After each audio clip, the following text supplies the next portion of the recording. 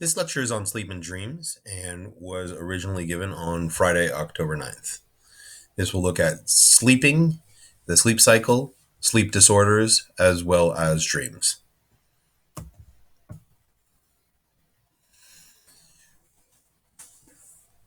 The thing that governs our sleep in all species on this planet is called the circadian rhythm. The circadian rhythm is the idea in our body that regulates the sleep and wake cycle. Uh, this is highly tied to the sun in all species, not just humans, but humans especially. It's tied to the sun. When the sun is out, we are going to feel more awake, and when the sun is down, we're going to feel more sleepy. But our circadian rhythms can change as we age. Uh, Kids need a lot more sleep, so they're going to get tired faster, but they're going to wake up earlier. When you go through puberty, adolescence, and the hormonal change causes teens to be able to stay up later, but also sleep later into the day. And then adults, it begins to shift back. Younger adults will still stay up late and sleep in late, but as adults age, they will get more and more tired earlier and wake up more and more early. So what governs our circadian rhythm? Well, it's the sun. When suns hit proteins in our retinas, in our eyes, it stimulates those proteins. Those stimulated proteins send a signal to a small part of the brain called the suprachiasmatic nucleus, which in turn sends a message to the hypothalamus and the pineal gland. The pineal gland is a small gland within your brain, and when the sun hits it, it shuts down the production of a hormone called melatonin.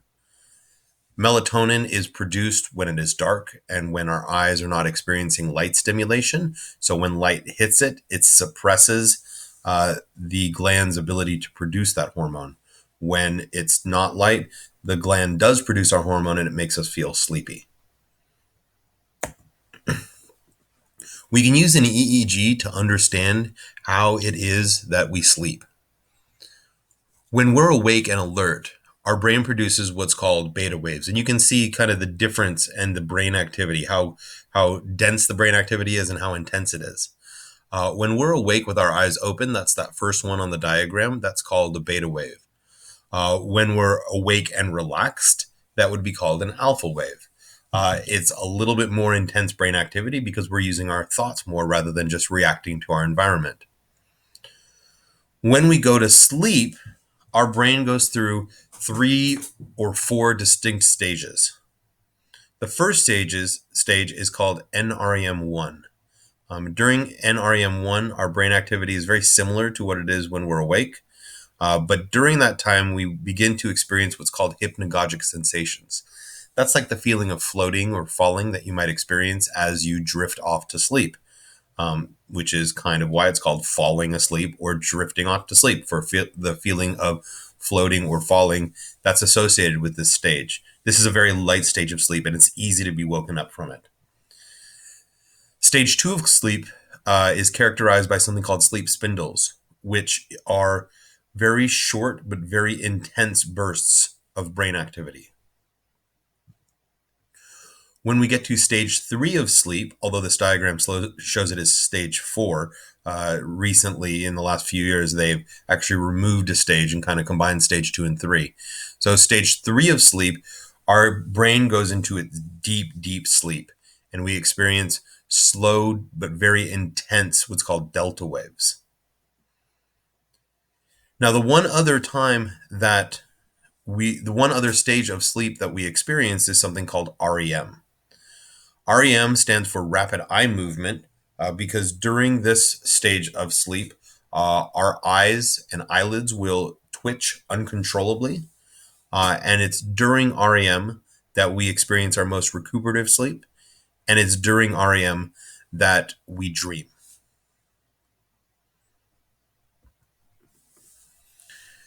Whenever we sleep in cycles. We start by being awake, and then we go into stage 1, and then stage 2, and then stage 3. But and then instead of going back up to stage 1 immediately, we gradually work our way back up stage 3, then stage 2, and then 1, and then we hit REM.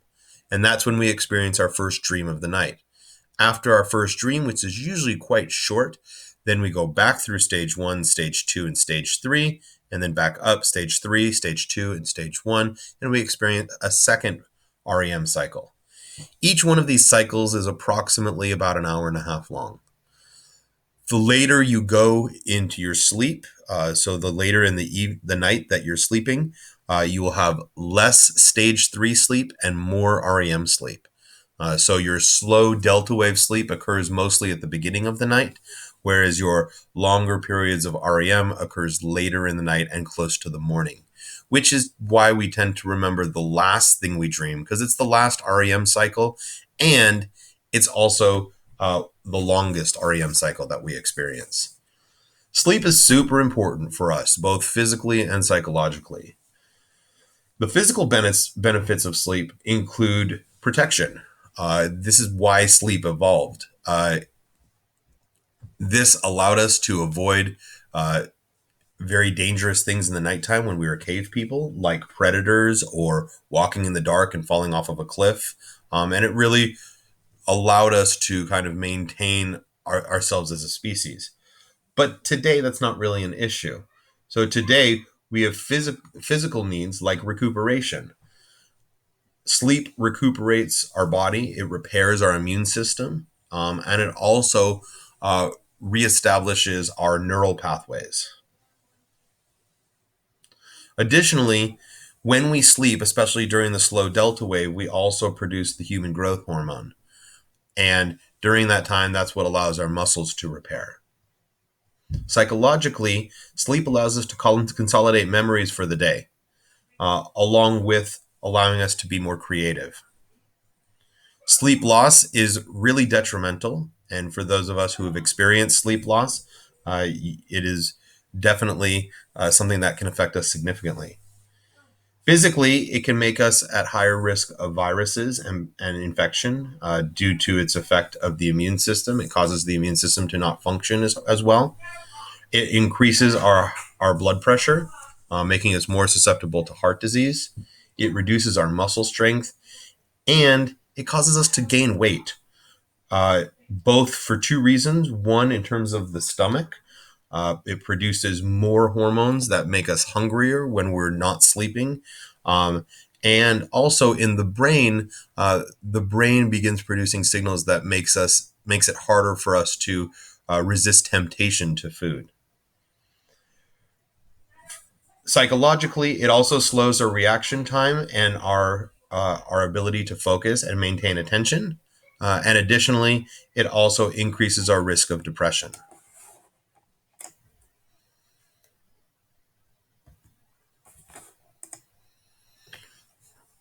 Sleep disorders come from various different things that cause us to either sleep too much or sleep too little, and certainly affect us in a variety of different ways.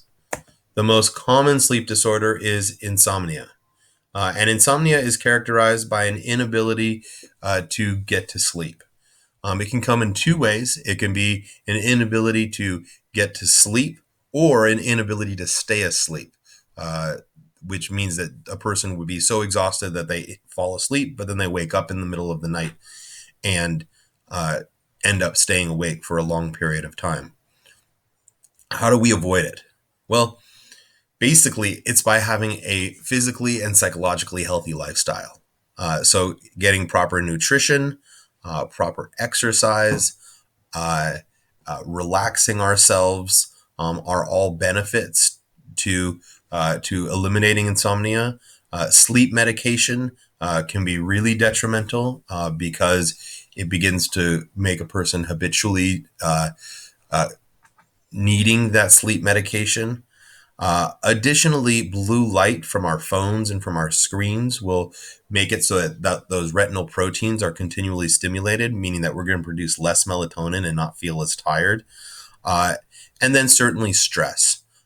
Stress can come in a variety of different ways. It can come from things outside of your life. But for a lot of people who suffer from insomnia, it's the stress of not being able to go to sleep The person who stares at the time and then an hour later looks at the time again, and then 30 minutes later looks at the time again and begins to stress out about the fact that they're not sleeping, which in itself is causing more insomnia.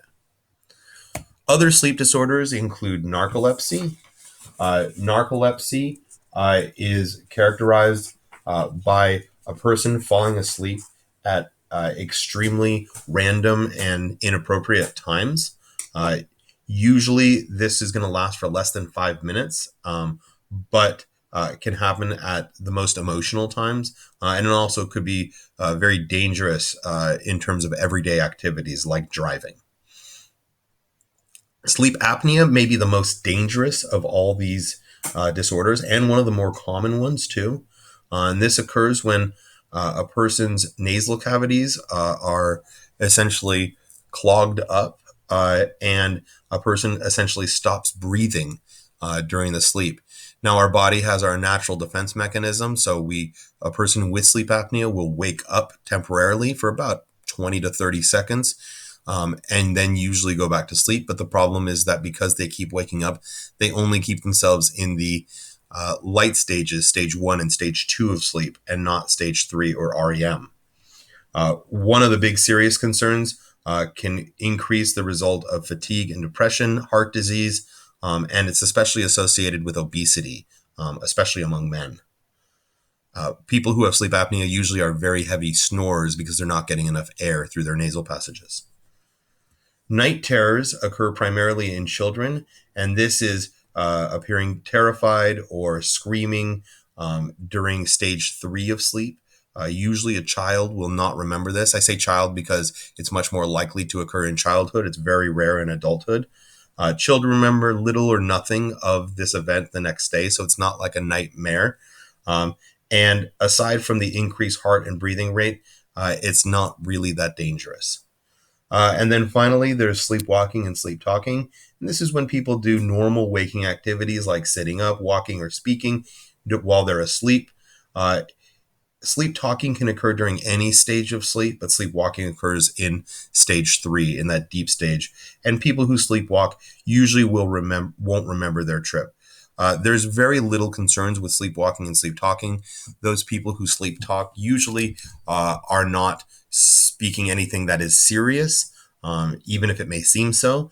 And those who sleepwalk are not really at risk of much damage or danger. Basically, just put them back to bed. There is the old wives' tale about don't wake up somebody who is sleepwalking because it can give them a heart attack. That's not true. But if you wake up somebody who is sleepwalking, they can be very disoriented and sometimes will lash out violently. Finally, dreams. Dreams occur during REM sleep, and it really is what dreams are basically hallucinations. These hallucinations cause us to experience very vivid dreams, and can be connected a lot to the way that we live our lives. Nightmares are scary dreams, and they're usually playing off of our worst fears, especially if we experience a lot of heavy emotional fear or rage during the day. Sometimes when we dream, none of the muscles in our bodies move outside of our eyelids, which is why it's called that REM sleep, or rapid eye movement. And because of this, and this is important because obviously if we were going to physically act out what we're seeing in our dreams, we may run, we may kick, and then really injure or damage our bodies.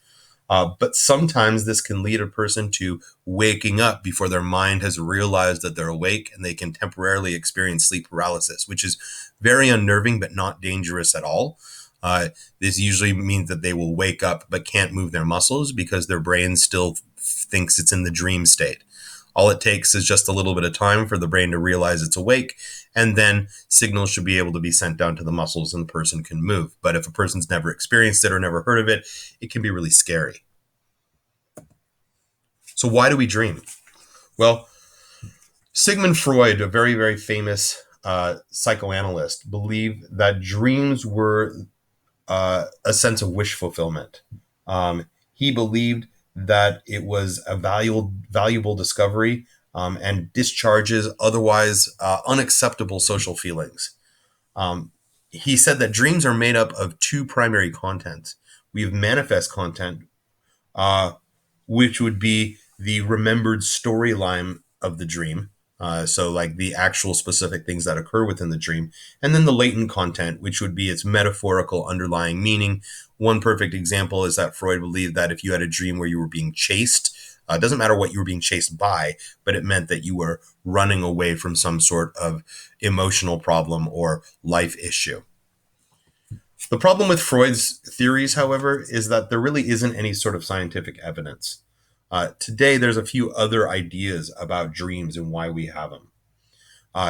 Some psychologists believe that dreams are a form of a way of processing our memories from the day. If you think about most of your dreams, they're usually within that day, or the setting or the people may be people or settings that you experience that day. So it's a way to consolidate our memories.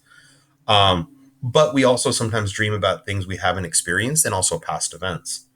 Um, Other psychologists believe that dreams allow our brain to continue stimulation, which will then help build the neural pathways that you experience in the nighttime, and this allows for increased and better brain connection.